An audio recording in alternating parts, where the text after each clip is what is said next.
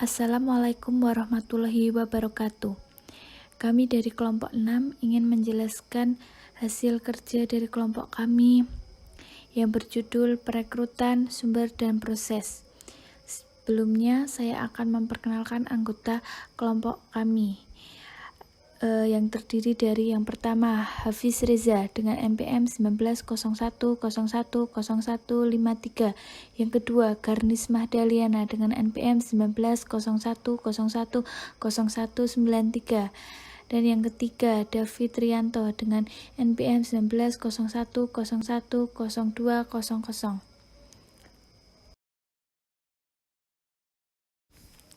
Sumber rekrutmen di tingkat makro. Yang pertama ada etosentris, yang kedua ada polisentrik, yang ketiga ada regiosentrik, yang keempat ada geosentrik.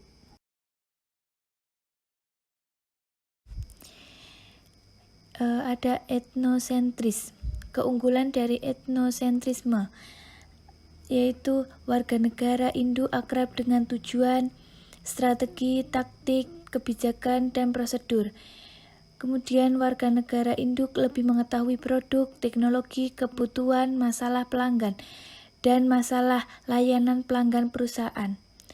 Dan warga negara induk memiliki jaringan pribadi yang dekat dengan karyawan kantor pusat, dan oleh karena itu mereka bisa mendapatkan barang-barang di kantor pusat atau jaringan dengan kantor pusat dengan mudah. Adapun kekurangannya yaitu tidak adanya kesempatan bagi warga negara tuan rumah untuk mendapatkan pekerjaan atau pekerjaan manajerial yang lebih baik, adaptasi yang buruk, dan kurangnya efektivitas warga negara asal di negara tuan rumah, dan gagal mendapatkan keuntungan dari bakat manusia terbaik di seluruh dunia. Yang kedua ada polisentrik. Pendekatan polisentris memperlakukan setiap anak perusahaan sebagai perusahaan independen dan mendesentralisasikan hampir semua operasi dan mendelegasikan wewenang pengambilan keputusan kepada para eksekutifnya. Para eksekutif anak perusahaan merumuskan strategi berdasarkan misi dan visi anak perusahaan, merancang produk atau jasa berdasarkan lingkungan negara tuan rumah atau budaya adat istiadat, hukum, kondisi ekonomi, kebijakan pemerintah, dan lain-lain, dan preferensi eksklusif tuan rumah pelanggan negara. Kelebihan polisentrik. Yang pertama, warga negara tuan rumah memiliki pengetahuan yang lebih baik tentang budaya negara, adat istiadat, bahasa, melayani pelanggan, dan cara melakukan bisnis dibandingkan dengan ekspatriat. Yang kedua, warga negara tuan rumah memiliki kemampuan beradaptasi yang cepat dan efektif terhadap praktik bisnis anak perusahaan serta budaya organisasi anak perusahaan. Yang ketiga, tingkat kepuasan kerja karyawan anak perusahaan dapat ditingkatkan. Kemudian kekurangan dari polisentrik. Yang pertama, manajer kantor pusat tidak dapat memiliki pengalaman langsung dari praktik bisnis anak perusahaan, dan juga manajer anak perusahaan tidak dapat memiliki pengalaman langsung dari operasi kantor pusat. Yang kedua, kesempatan promosi manajer serta karyawan harus dibatasi, baik di kantor pusat maupun anak perusahaan. Yang ketiga, karyawan kantor pusat dan anak perusahaan tidak akan merasa bekerja di satu perusahaan.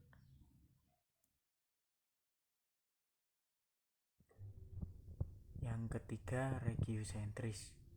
Untuk operasi bisnis, anak perusahaan mencari calon karyawan di wilayah di mana anak perusahaan tersebut berada. Misalnya, Bata, India, membatasi sumber karyawannya dari wilayah Asia Tenggara. LG merekrut karyawannya dari wilayah Asia, dan CPL Limited di Papua Nugini merekrut karyawannya dari Australia, Selandia Baru, India, dan Filipina.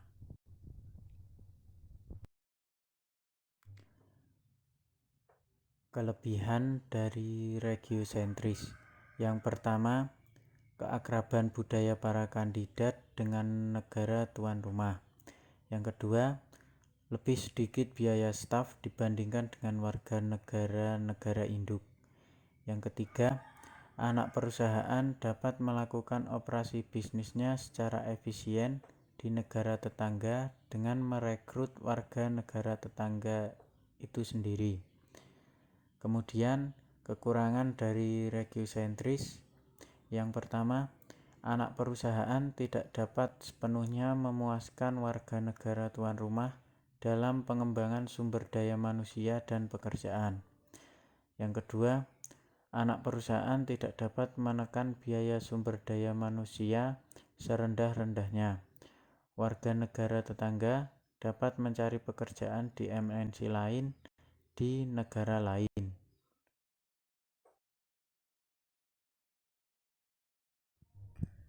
Yang keempat, geosentris. Di bawah pendekatan geosentris, seluruh dunia seperti satu negara untuk perusahaan mereka. Sumber semua jenis sumber daya seperti bahan, suku cadang, keuangan, manusia, teknologi, dan peralatan dari semua negara di dunia berdasarkan prinsip bisnis eksklusif untuk mendapatkan kualitas terbaik dengan harga terendah dan memasarkan produk ataupun jasa di seluruh dunia dimanapun produk tersebut dapat dijual dengan syarat dan ketentuan yang lebih menguntungkan. Mereka beroperasi di seluruh dunia dengan sejumlah anak perusahaan. Setiap anak perusahaan berfungsi seperti perusahaan independen dan otonom dalam merumuskan kebijakan, strategi, desain produk, kebijakan sumber daya manusia, dan sejenisnya. Yang selanjutnya, kelebihan dari geosentris. Yang pertama, pendekatan geosentris untuk perekrutan membantu menarik orang-orang yang paling memenuhi syarat yang bersedia untuk melayani secara global, mempertahankan kumpulan pelamar, serta memilih yang terbaik di antara mereka. Yang kedua, pendekatan geosentris membantu mengembangkan budaya global yang memiliki lebih banyak fleksibilitas dan kemampuan beradaptasi budaya, keterampilan dwibahasa, dan multibahasa yang sesuai dengan berbagai situasi. Kemudian kekurangan dari geosentris. Yang pertama, banyak negara maju dan beberapa negara berkembang menetapkan formalitas yang tidak perlu dan memakan waktu, dokumentasi, dan biaya tinggi untuk merekrut dan memperkerjakan warga negara asing. Yang kedua, orang-orang dari negara tuan rumah menentang pendekatan geosentris dalam perekrutan karena mengakibatkan hilangnya pekerjaan bagi mereka. Dengan demikian, sumber rekrutmen sumber daya manusia internasional adalah warga negara induk, warga negara tuan rumah, dan warga negara ketiga. Sumber dari pandangan yang komprehensif mencakup semua negara di dunia untuk mencari bakat terbaik untuk pekerjaan itu. Yang selanjutnya ada sumber rekrutmen tingkat mikro. Ada beberapa sumber tingkat mikro yang secara umum meliputi yang pertama ada anak perusahaan. Anak perusahaan merupakan perusahaan induk yang dapat merekrut calon karyawan dari anak perusahaan yang beroperasi di berbagai negara.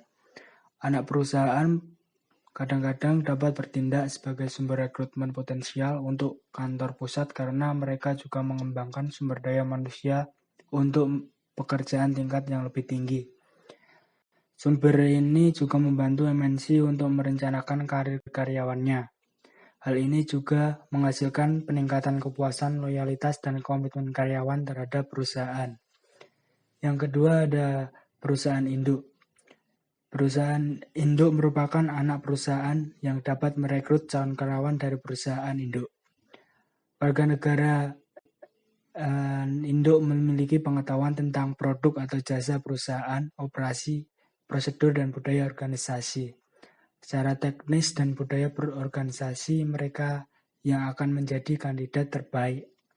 Sumber ini juga mengurangi biaya rekrutmen ke perusahaan selain kebutuhan karyawan untuk promosi dan memenuhi tujuan karir mereka.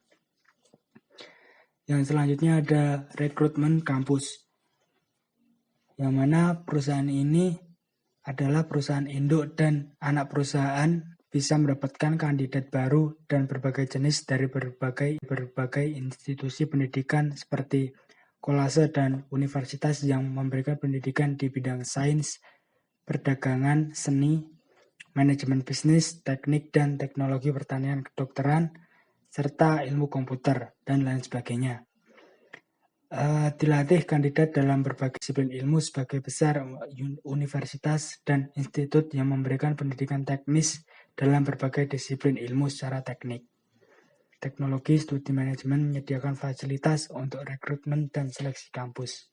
Yang selanjutnya ada agen atau konsultan tenaga kerja swasta. Agen atau konsultan tenaga kerja swasta seperti ABC, konsultan melakukan fungsi rekrutmen atas nama perusahaan, klien dengan membebankan biaya, manajer lini dibebaskan dari fungsi rekrutmen sehingga mereka dapat berkonsentrasi pada kegiatan operasional mereka dan fungsi rekrutmennya. Yang selanjutnya ada organisasi profesional. Organisasi atau asosiasi profesional memelihara biodata lengkap anggotanya dan menyediakan untuk berbagai MNC berdasarkan permintaan. Mereka juga bertindak sebagai pertukaran antara anggota mereka dan perusahaan perekrutan dalam pertukaran informasi, mengklarifikasi keraguan, dan lain sebagainya. Yang selanjutnya ada bank data, yaitu MNC dapat mengumpulkan biodata kandidat dari berbagai sumber seperti pertukaran pekerjaan, lembaga pendidikan, pelatihan, kandidat, dan lain sebagainya. Yang selanjutnya ada magang, yaitu MNC mendorong mahasiswa dan mahasiswa untuk bekerja di bawah proyek magang. Siswa yang sedang magang mempelajari aspek praktis dari pekerjaan sambil memberikan keterampilan teknis dan konseptual terbaru yang mereka pelajari di perguruan tinggi kepada karyawan.